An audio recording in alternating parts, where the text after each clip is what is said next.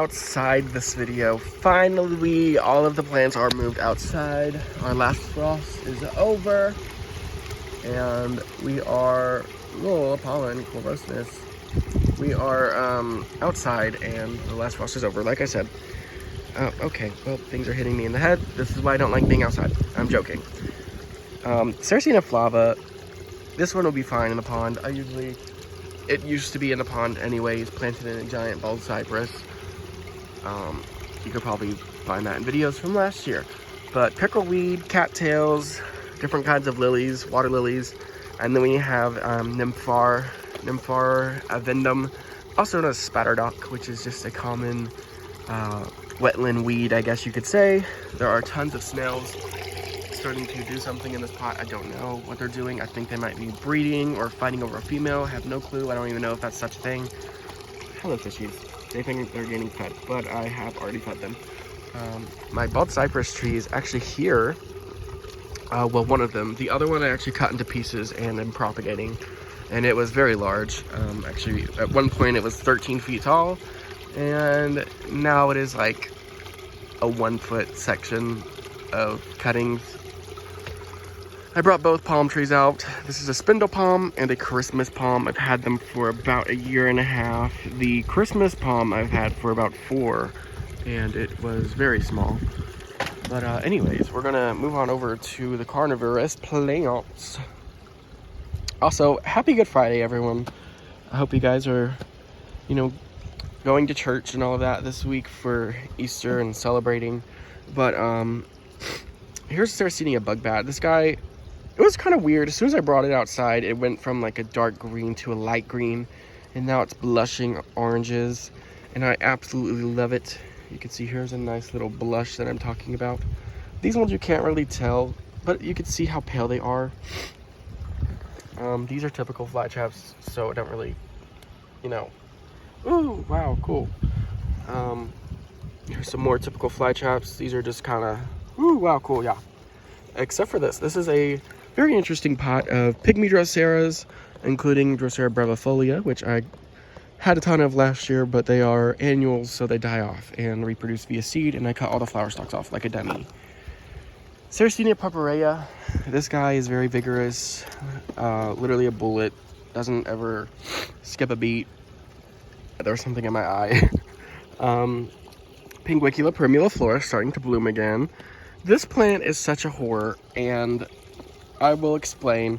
So everyone's always dogging on Capensis for flowering over and over and over, but really Capensis only flower like 3 times for me, and that's usually winter, summer, and spring.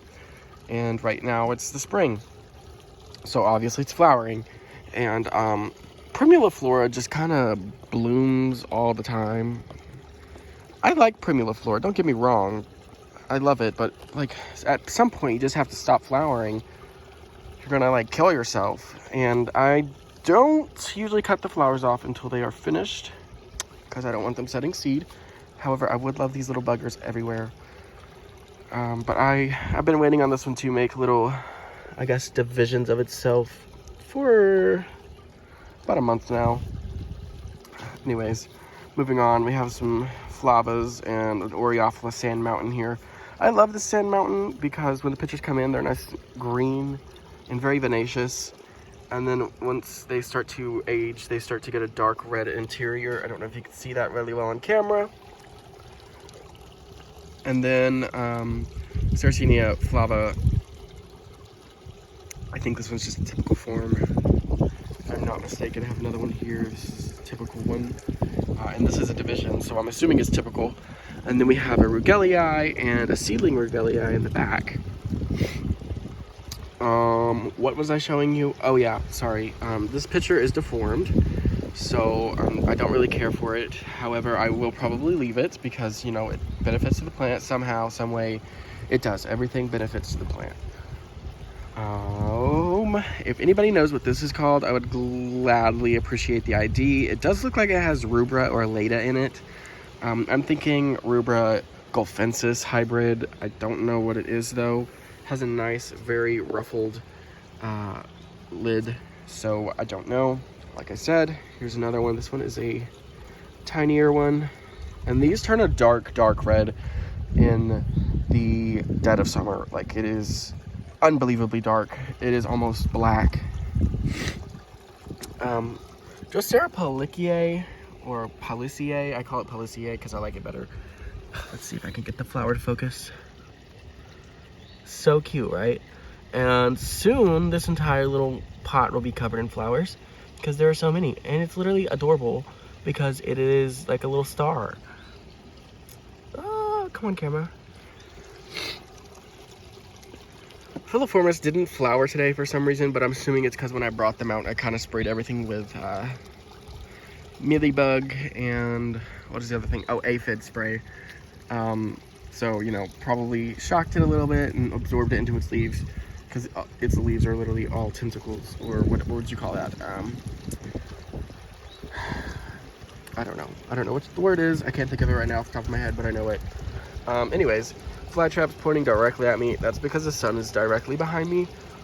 They mimic the movement of the sun, I've noticed, like sunflowers, which is really cool.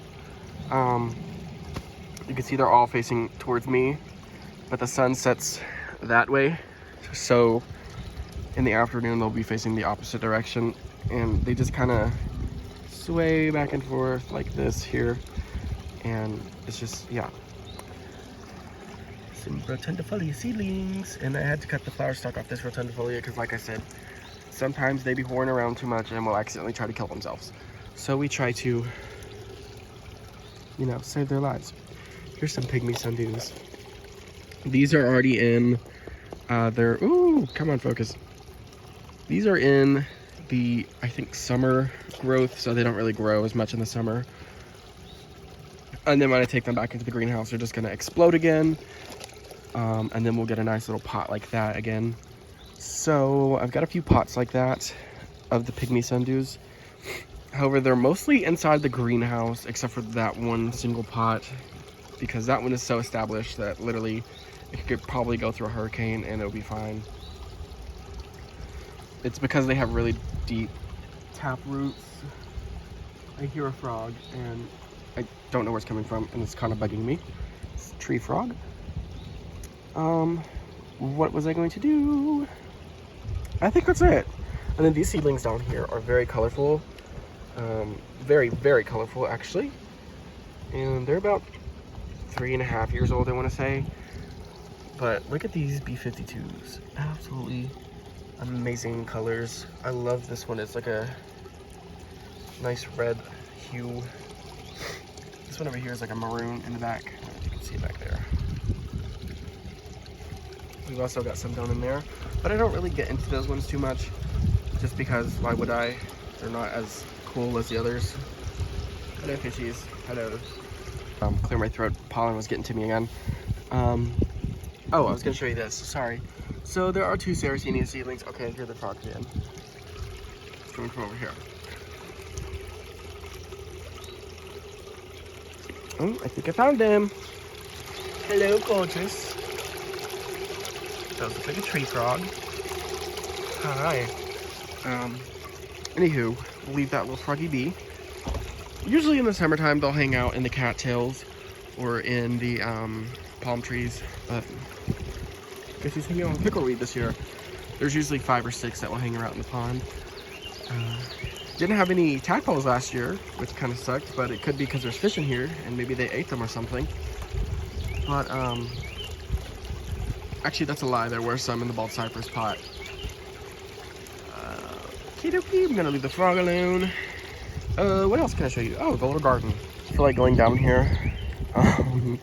But there are 2 alocasias and a Thaumatophyllum bipinnatifinatum, a sedum. This one's called Joy. Sago palm right here. I don't know if you can see it where the shovel is. And then we have some narcissisms right there. And then over here we have my Nepenthes hookeriana in dappled light underneath the palm. And then on this telephone pole here, which goes all the way up, we have orchids and air plants. On this side we have Oncidium. Back side we have Dendrobium aggregatum. This side we have an Epidendrum rio clarense. And then on this side we have a Tillandsia Houston pink clumping variety red. And then on the back side we have a Tillandsia ionantha yellow flower, which is a really cool variety of Tillandsia ionantha. I'm just gonna hang out, little froggy. And then back here in this pot, I don't know if you can see, we have Nepenthes planted with the palm tree. Just because it is a peat, perlite, sand mix, I do think the Nepenthes is liking it because it has started to vine. Either that or it's trying to escape from all of the... there's not a lot of nutrients, but there is a slow release fertilizer stick in there for the palm, so it can take what it needs. And then the bald cypress still hasn't leafed out, which is kind of worrisome. But there are little buds starting to form, so I'm not too worried about it. And this one's not actually even a bald cypress, it's considered a swamp cypress, which, what the difference is, I do not know. Bald cypress, I guess, grows in like a lake, whereas this one just grows in like a little waterlogged area. My pond gets pretty good oxygenation though from the little pump that it's got. It's not little, it pumps 3,500 gallons every hour. Which, congratulations, I guess, kudos to the pump. Okay, all the snails are gone.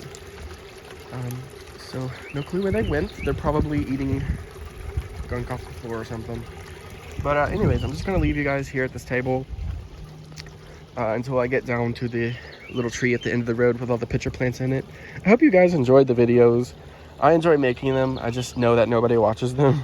So if you guys could like and subscribe, that'd be cool, I guess.